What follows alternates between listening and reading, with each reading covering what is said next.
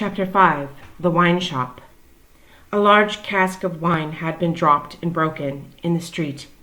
The accident had happened in getting it out of a cart. The cask had tumbled out with a run, the hoops had burst, and it lay on the stones just outside the door of the wine shop, shattered like a walnut shell.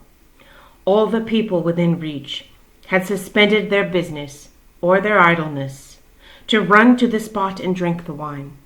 The rough, irregular stones of the street, pointing every way, and designed, one might have thought, expressly to lame all living creatures that approached them, had dammed it into little pools. These were surrounded, each by its own jostling group or crowd, according to its size. Some men kneeled down, made scoops of their two hands joined and sipped, or tried to help women who bent over their shoulders to sip, before the wine had all run out between their fingers. Others, men and women, dipped in the puddles with little mugs of mutilated earthenware, or even with handkerchiefs from women's heads, which were squeezed dry into infants' mouths. Others made small mud embankments to stem the wine as it ran. Others, directed by lookers-on up at high windows, darted here and there to cut off little streams of wine that started away in new directions. Others devoted themselves to the sodden and lead-eyed pieces of the cask, licking and even champing the moister, wine-rotted fragments with eager relish. There was no drainage to carry off the wine, and not only did it all get taken up, but so much mud got taken up along with it, that there might have been a scavenger in the street, if anybody acquainted with it could have believed in such a miraculous presence. A shrill sound of laughter and of amused voices of men, women, and children, resounded in the street while this wine game lasted. There was little roughness in the sport, and much playfulness. There was a special companionship in it, an observable inclination on the part of every one to join some other one, which led, especially among the luckier or lighter-hearted, to frolicsome embraces, drinking of healths, shaking of hands, and even joining of hands in dancing, a dozen together. When the wine was gone, and the places where it had been most abundant were raked into a gridiron pattern by fingers, these demonstrations ceased, as suddenly as they'd broken out. The man who had left his saw sticking in the firewood he was cutting set it in motion again. The woman who had left on a doorstop the little pot of hot ashes, at which she had been trying to soften the pain in her own starved fingers and toes, or in those of her child, returned to it. Men with bare arms, matted locks, and cadaverous faces, who had emerged into the winter light from cellars, moved away to descend again, and a gloom gathered on the scene that appeared more natural to it than sunshine. The wine was red wine, and had stained the ground of the narrow street in the suburb of Saint-Antoine in Paris, where it was spilled. It had stained many hands, too, and many faces, and many naked feet, and many wooden shoes.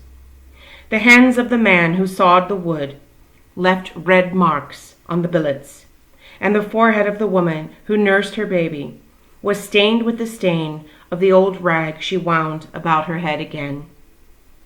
Those who had been greedy with the staves of the cask had acquired a tigerish smear about the mouth, and one tall joker, so besmirched, his head more out of a long squalid bag of a nightcap than in it, scrawled upon a wall with his finger dipped in muddy wine lees, blood. The time was to come when that wine, too, would be spilled on the street stones, and when the stain of it would be read upon many there. And now that the cloud settled on Saint-Antoine, which a momentary gleam had driven from his sacred countenance, the darkness of it was heavy. Cold, dirt, sickness, ignorance, and want were the lords in waiting on the saintly presence, nobles of great power, all of them, but most especially the last. Samples of a people that had undergone a terrible grinding and regrinding in the mill, certainly not in the fabulous mill, which ground old people young, shivered at every corner, passed in and out at every doorway, looked from every window, fluttered in every vestige of a garment that the wind shook. The mill which had worked them down was the mill that grinds young people old. The children had ancient faces and grave voices, and upon them and upon the grown faces, and ploughed into every furrow of age, and coming up afresh, was the sign, hunger. It was prevalent everywhere. Hunger was pushed out of the tall houses in the wretched clothing that hung upon poles and lines. Hunger was patched into them with straw and rag and wood and paper. Hunger was repeated in every fragment of the small modicum of firewood that the man sawed off.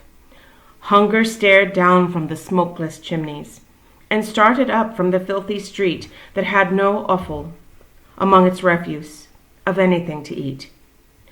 Hunger was the inscription on the baker's shelves, written in every small loaf of his scanty stock of bad bread, at the sausage shop, in every dead dog preparation that was offered for sale.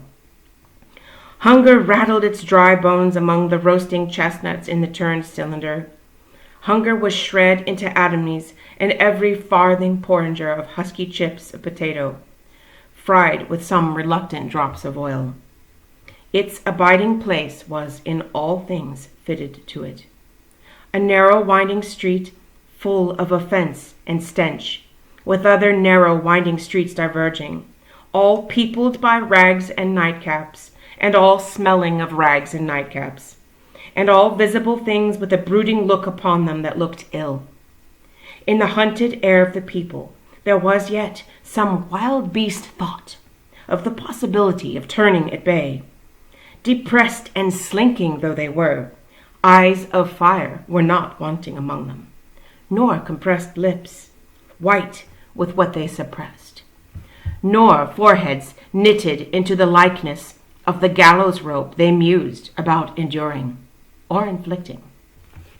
The trade signs, and they were almost as many as the shops, were all grim illustrations of want. The butcher and the porkman painted up only the leanest scrags of meat, the baker the coarsest of meager loaves. The people pictured as drinking in the wine shops croaked over their scanty measures of thin wine and beer, and were gloweringly confidential together. Nothing was represented in a flourishing condition, save tools and weapons, but the cutler's knives and axes were sharp and bright. The smith's hammers were heavy, and the gunmaker's stock was murderous. The crippling stones of the pavement, with their many little reservoirs of mud and water, had no footways, but broke off abruptly at the doors. The kennel, to make amends, ran down the middle of the street, when it ran at all, which was only after heavy rain, and then it ran, by many eccentric fits, into the houses. Across the streets, at wide intervals, one clumsy lamp was slung by a rope and pulley. At night, when the lamplighter had let these down, and lighted, and hoisted them again, a feeble grove of dim wicks swung in a sickly manner overhead, as if they were at sea. Indeed, they were at sea, and the ship and crew were in peril of tempest. For that time was to come, when the gaunt scarecrows of that region should have watched the lamplighter in their idleness and hunger, so long as to conceive the idea of improving on his method and hauling up men by those ropes and pulleys to flare upon the darkness of their condition. But that time was not come yet, and every wind that blew over France shook the rags of the scarecrows in vain. For the birds, fine of feather and song, took no warning. The wine shop was a corner shop, better than most others in its appearance and degree, and the master of the wine shop had stood outside it in a yellow waistcoat and green breeches, looking on at the struggle for the lost wine. "It's not my affair," said he, with a final shrug of the shoulders, The people from the market did it. Let them bring another. There, his eyes happening to catch the tall joker writing up his joke, he called to him across the way, "Say then, my Gaspard, what do you do there?" The fellow pointed to his joke with immense significance, as is often the way with his tribe. It missed its mark and completely failed, as is often the way with his tribe too. "What now? Are you a subject for the mad hospital?" said the wine shop keeper, crossing the road and obliterating the jest with a handful of mud picked up for the purpose and smeared over it. "Why do you write in the public street? Is there? Tell me thou, is there no other place to write such words in?" In his expostulation, he dropped his cleaner hand, perhaps accidentally, perhaps not, upon the joker's heart. The joker rapped it with his own, took a nimble spring upward, and came down in a fantastic dancing attitude, with one of his stained shoes jerked off his foot into his hand and held out. A joker of an extremely, not to say wolfishly, practical character he looked, under those circumstances. Put it on, said the other. "Call wine, wine, and finish there." With that advice, he wiped his soiled hand upon the joker's dress, such as it was, quite deliberately, having dirtied the hand on his account, and then recrossed the road and entered the wine shop. This wine shop keeper was a bull-necked, martial-looking man of 30, and he should have been of a hot temperament, for, although it was a bitter day, he wore no coat, but carried one slung over his shoulder. His shirt sleeves were rolled up too, and his brown arms were bare to the elbows. Neither did he wear anything more on his head than his own crisply curling short dark hair. He was a dark man altogether, with good eyes and a good bold breath between them. Good-humored looking on the whole, but implacable looking too. Evidently a man of a strong resolution and a set purpose. A man not desirable to be met, rushing down a narrow pass with a gulf on either side, for nothing would turn the man. Madame Defarge, his wife, sat in the shop behind the counter as he came in. Madame Defarge was a stout woman of about his own age, with a watchful eye that seldom seemed to look at anything, a large hand heavily ringed, a steady face, strong features, and great composure of manner. There was a character about Madame Defarge from which one might have predicated that she did not often make mistakes against herself in any of the reckonings over which she presided. Madame Defarge, being sensitive to cold, was wrapped in fur, and had a quantity of bright shawl twined about her head, though not to the concealment of her large earrings. Her knitting was before her, but she had laid it down to pick her teeth with a toothpick. Thus engaged, with her right elbow supported by her left hand, Madame Defarge said nothing when her lord came in, but coughed, just one grain of cough. This, in combination with the lifting of her darkly defined eyebrows over her toothpick by the breadth of a line, suggested to her husband that he would do well to look round the shop among the customers for any new customer who had dropped in while he stepped over the way. The wine shop keeper accordingly rolled his eyes about until they rested upon an elderly gentleman and a young lady, who were seated in a corner. Other company were there, 2 playing cards, 2 playing dominoes, 3 standing by the counter, lengthening out a short supply of wine. As he passed behind the counter, he took notice that the elderly gentleman said in a look to the young lady, "This is our man." "What the devil do you do in that galley there?" said Monsieur Defarge to himself. "I don't know you." But he feigned not to notice the 2 strangers, and fell into discourse with the triumvirate of customers who were drinking at the counter. "How goes it, Jacques?" said one of these 3 to Monsieur Defarge. "Is all the spilt wine swallowed?" "Every drop, Jacques," answered Monsieur Defarge. When this interchange of Christian name was effected, Madame Defarge, picking her teeth with her toothpick, coughed another grain of cough, and raised her eyebrows by the breadth of another line. "It is not often," said the second of the three, addressing Monsieur Defarge, "that many of these miserable beasts know the taste of wine, or of anything but black bread and death. Is it not so, Jacques?" "It is so, Jacques," Monsieur Defarge returned. At this second interchange of the Christian name, Madame Defarge, still using her toothpick with profound composure, coughed another grain of cough and raised her eyebrows by the breadth of another line. The last of the three now said his say as he put down his empty drinking vessel and smacked his lips. "Ah, so much the worse!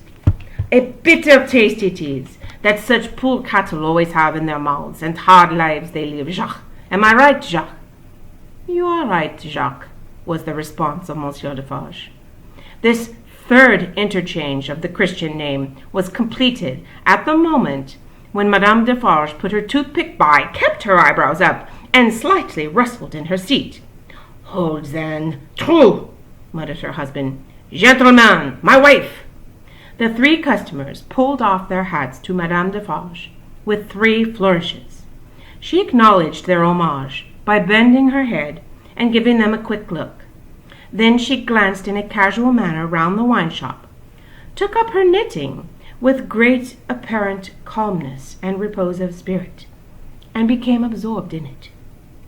"Gentlemen," said her husband, who had kept his bright eye observantly upon her, "good day. The chamber, furnished bachelor fashion, that you wish to see, and were inquiring for when I stepped out, is on the 5th floor. The doorway of the staircase gives on the little courtyard, close to the left there,"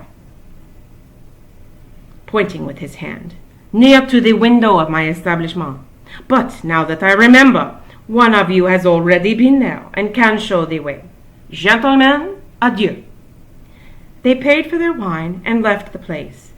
The eyes of Monsieur Defarge were studying his wife at her knitting, when the elderly gentleman advanced from his corner and begged the favor of a word. "Willingly, sir," said Monsieur Defarge, and quietly stepped with him to the door. Their conference was very short, but very decided. Almost at the first word, Monsieur Defarge started and became deeply attentive. It had not lasted a minute when he nodded and went out. The gentleman then beckoned to the young lady, and they too went out. Madame Defarge knitted with nimble fingers and steady eyebrows, and saw nothing. Mr. Jarvis Lorry and Miss Manette, emerging from the wine shop thus, joined Monsieur Defarge in the doorway to which he had directed his other company just before it opened. It opened from a stinking little black courtyard, and was the general public entrance to a great pile of houses, inhabited by a great number of people.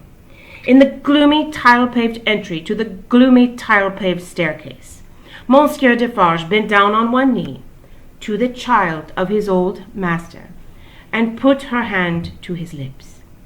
It was a gentle action, but not at all gently done. A very remarkable transformation had come over him in a few seconds. He had no good humor in his face, nor any openness of aspect left, but had become a secret, angry, dangerous man.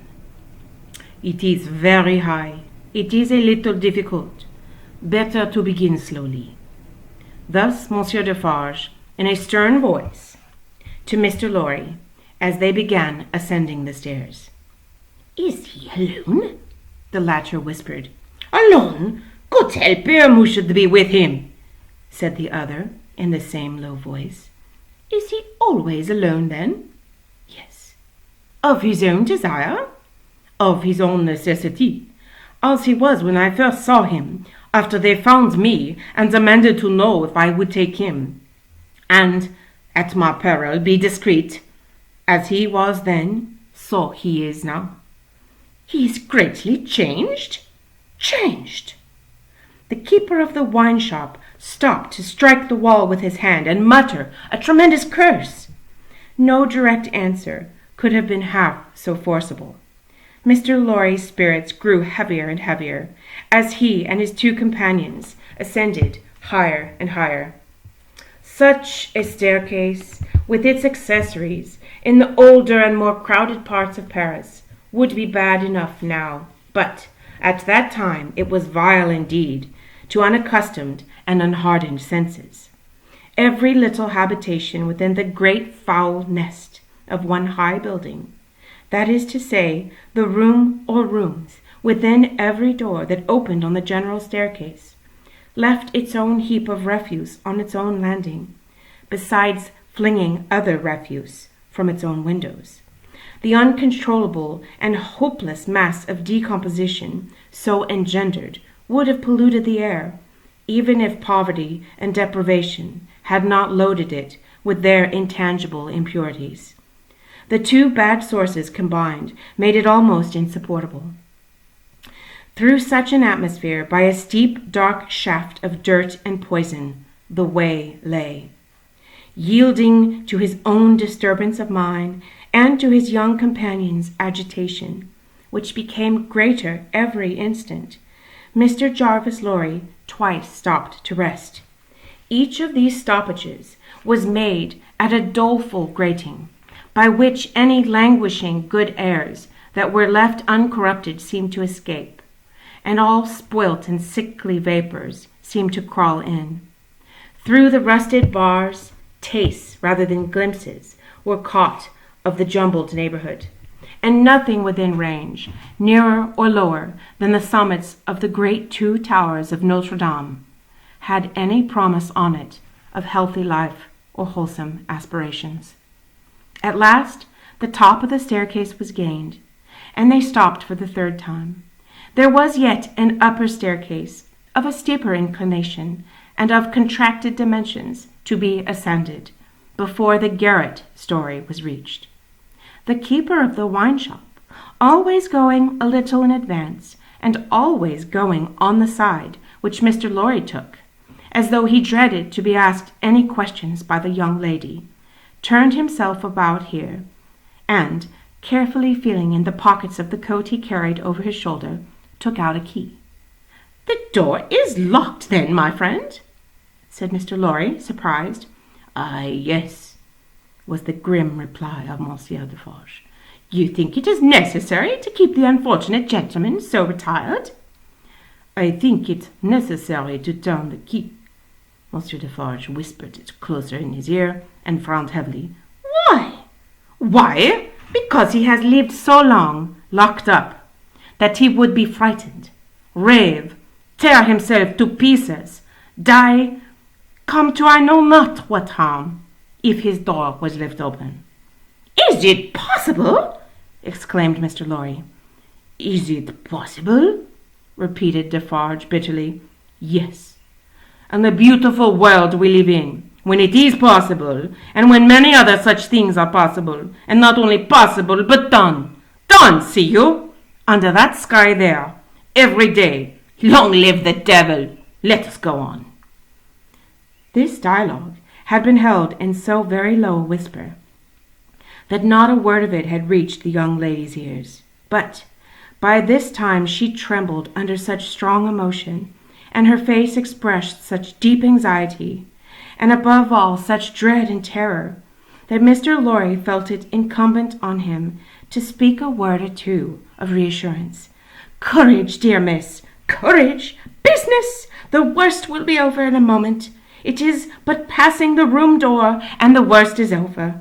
Then all the good you bring to him, all the relief, all the happiness you bring to him, begin. Let our good friend here assist you on that side. That's well, friend Defarge. Come now, business, business." They went up slowly and softly. The staircase was short, and they were soon at the top. There, as it had an abrupt turn in it, they came all at once in sight of 3 men, whose heads were bent down close together at the side of a door, and who were intently looking into the room to which the door belonged, through some chinks or holes in the wall. On hearing footsteps close at hand, These three turned and rose, and showed themselves to be the three of one name, who had been drinking in the wine shop. "I forgot them in the surprise of your visit," explained Monsieur Defarge. "Leave us, good boys. We have business here." The three glided by, and went silently down, there appearing to be no other door on that floor, and the keeper of the wine shop going straight to this one when they were left alone. Mr. Lorry asked him in a whisper, with a little anger, "Do you make a show of Monsieur Manette?" "I show him, in the way you have seen, to a chosen few." "Is that well?" "I think it is well." "Who are the few? How do you choose them?" "I choose them as real men, of my name. Jacques is my name, to whom the sight is likely to do good. Enough, you are English, that is another thing. Stay there, if you please, a little moment." With an admonitory gesture to keep them back, he stooped and looked in through the crevice in the wall. Soon raising his head again, he struck twice or thrice upon the door, evidently with no other object than to make a noise there. With the same intention, he drew the key across it 3 or 4 times before he put it clumsily into the lock and turned it as heavily as he could. The door slowly opened inward under his hand, and he looked upon the room and said something. A faint voice answered something. Little more than a single syllable could have spoken on either side.